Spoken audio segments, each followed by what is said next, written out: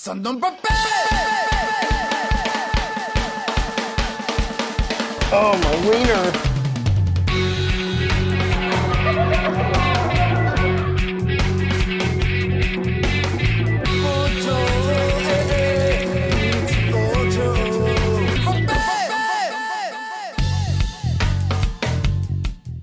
Here I am again at Canal City, Tianjin, getting ready to watch Planet of the Apes, Dawn of the Rise of the Planet of the Apes. It's really crazy, the name they gave it in Japanese, and then the Japanese English name is even, they're calling it Dawn, which was the name of the first one, so I get really confused. Anyways, it's Caesar Begins Part 2, right?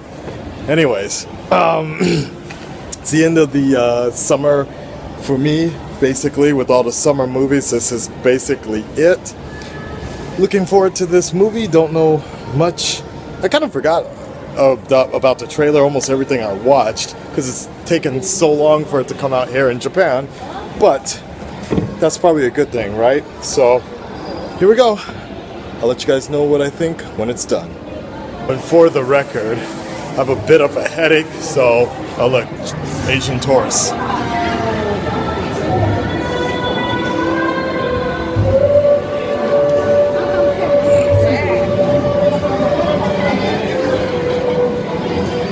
The place I watch my movies are heavily infiltrated by Chinese tourists as of late.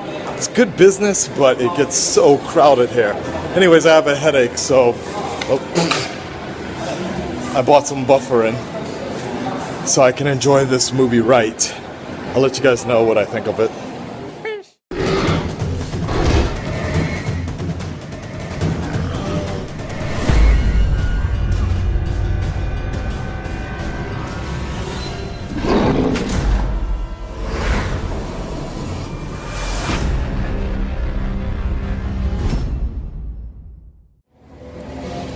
Holy shit, let's talk about Apes for a moment. What was that movie? Holy shit. That was probably the darkest movie I've seen this entire summer. That was not the blockbuster fucking popcorn flick people tend to title certain movies, and I'm glad it wasn't. I hate those type of movies. They insult your intelligence so bad, like Transformers. Or like the way they're trying to pan Batman versus Superman as a very well, maybe. Anyways, I'm sidetracking myself. Apes, great movie, social commentary everywhere there. It's really hard for me to absorb exactly how good it was, but there's so many elements. Let's break it down here. The social commentary, you obviously could see there were points being made about in today's society how wars are started and how one side can never be forgiven from the other side, and how misunderstandings just lead to constant war, people just going back and forth, and that was a very big point. Caesar is goddamn smart. Desperation, how people do certain things, and how just stubbornness in general, stubbornness and people's rage and hate for things just tend to clout judgment and not fight for a bigger sort of solution, to just think of humanity and society overall. And that was the saddest part about this movie, was that everything that went wrong could go wrong, but only because one side or one faction wasn't able to look beyond their own hate or rage or damn, that was good. That part was really good. What else? The other point that I want to bring up was the CGI.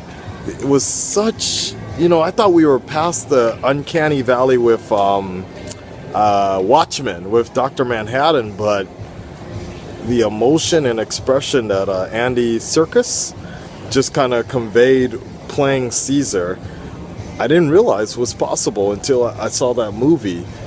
Like, there were really times you could really get lost in the character Caesar and feel what he was feeling, and I think they did a really good job about that. Even the son, everything, all the characters. I mean, This was the first time, I think, in a long time, since Avatar, really. This was the first time since Avatar that you really forgot that most of these characters were CG, and you actually saw them as real characters, and it wasn't like glossed over in a fucking action film or whatever. So it's been a while since I've seen a movie that didn't have the name Marvel attached to it in some form or fashion. And you know, as good as the Marvel movies are, sometimes you can see where they take shortcuts, like Guardians of the Galaxy. Great movie, but when it becomes a little too CGI, you can tell when it becomes too CGI and it loses something in the story. Apes, Dawn of the Apes was not like that. It was, yeah, it wasn't funny at all. There was nothing funny about that movie. I noticed that was interesting. They didn't really set out to be an entertaining movie. I wasn't entertained in that form or fashion, but I was still intrigued. I'll put it that way. Probably, since this is wrapping up my summer movies, I will have to say that it's Dawn of the Planet of the Apes is right up there with Days of Future Past as probably the best movie I saw this summer. You know, Guardians of the Galaxy was up there. It was good. I liked it. Spoilers, like as all things, living out here and getting the movies delayed, spoilers kind of killed a lot of the feeling about it. But I have started to notice like a lot of movies that are interesting but people don't talk about them a lot or don't overhype them tend to actually be the ones I've been enjoying the most this year. Thor 2 came out here in February.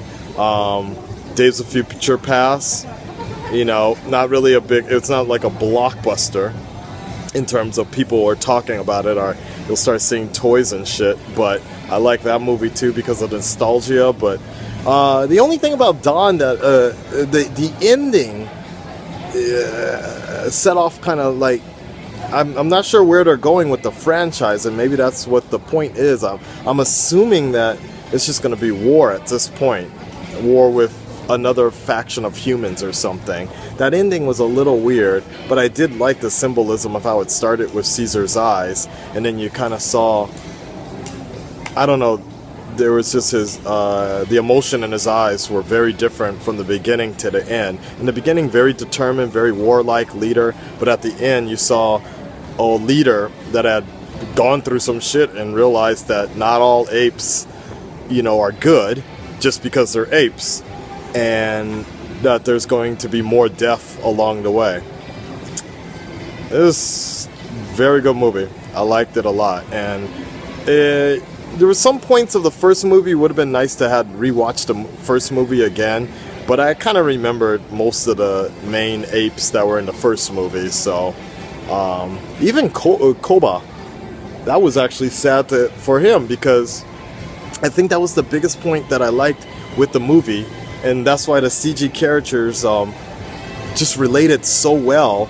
And you forgot you were watching computer-generated stuff, is when they were talking about Caesar, does he still think about the humans, and how Koba has only learned hate through the humans, and that's why he hates humans, like all that stuff. And you know what sold it even more was the sign language. Actually made it even better. It's just sold it so well. That was a very solid story catalyst. I thought Gordon, dude who plays Gordon in Batman, damn it, I'm embarrassing myself, but yeah, you know, the dude that plays Gordon, I thought he was going to be the dude that's going to like escalate things, so I'm glad they didn't go that route. The trailer kind of seemed like he was going to be the guy that's going to just trigger things by blinded hate, but I was glad it was the other way around. Yeah, that was a good movie. I would definitely recommend you go see it if you haven't seen it by now. And I guess that's it. The next thing to look forward to is probably going to be Dracula Untold. Until then, see you online.